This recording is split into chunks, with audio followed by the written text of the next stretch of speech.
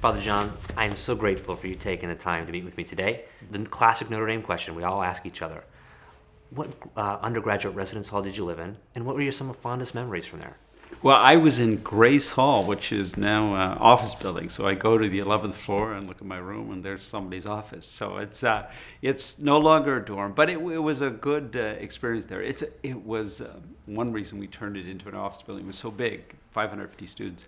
But what was distinctive about Grace and Flanner is that they had these sections of 25, floors of 50, and they developed a real sense of community there. I remember those sections that we really were tight, and we tended to move year to year to different floors, but stay together. We developed a great community in those sections. You mentioned Flanner and Grace being right, of course, next to each other.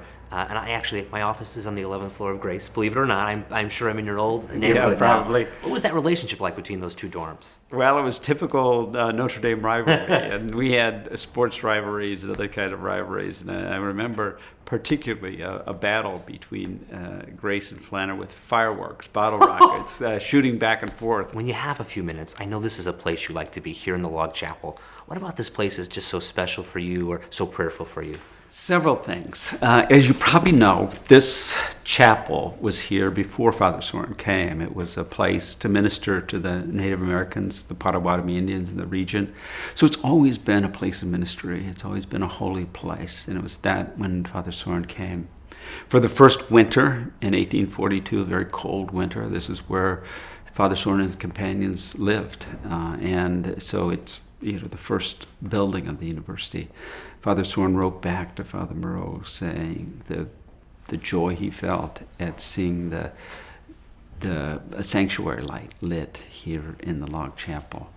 The place, as you may know, burned down once and had to be rebuilt, and that too is part of the Notre Dame story. That we face obstacles, disappointments, but we keep going to realize a vision. All that comes together for me here. Well, thank you so much for spending time with me today, Father John. I'm so grateful for your leadership, friendship, and I'm grateful for everything you do for Our Lady's University. Thank you. Thank you, Aaron.